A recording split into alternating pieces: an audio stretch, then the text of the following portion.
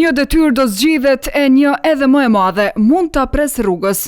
Kushdo që do ta marrë drejtimin e kuvendit tash, fiks pas 12 muajsh do t'i bie hise që t'i kryej edhe punët e presidentit. I kemi kollin një vit që kemi presidentën në detyrë dhe me pastaj në rast se hipotetikisht po them nuk ka ndonjë marrëveshje për të shkuar në zgjedhjen e presidentit të ri ose të presidentes së re, atëherë ky pozicion me automatizëm i kalon e drejta e ushtrimit të detyrës së presidentit në afat prej 6 muajsh. Ndaj edhe diskutimet e këtyre ditëve për emrin e kandidatit për krye parlamentar nuk janë fort të lehta, me që as kompetencat nuk do të jenë të pakta. Do shtë edhe kanë hezitime që ta ofrojnë ose ta propozojnë një kandidat tjetër për kryetar të kuvendit që është jashtë grupit të tyre parlamentar. I njëjti gjatë kohës sa e mban ushtruesin e detyrës ose pozitën e ushtruesit të detyrës së presidentit i kryen të gjitha funksionet e plota sigurisë të president, ai mund të caktojë mandatar, ai mund të mbrojë ose mos e mbrojë gjyqtar. Kjo konsiderohet se mund të jetë edhe të lashja për një marrëveshje të mundshme mes subjektit të parë e nismës. Se do të kemi dakordim midis nismës dhe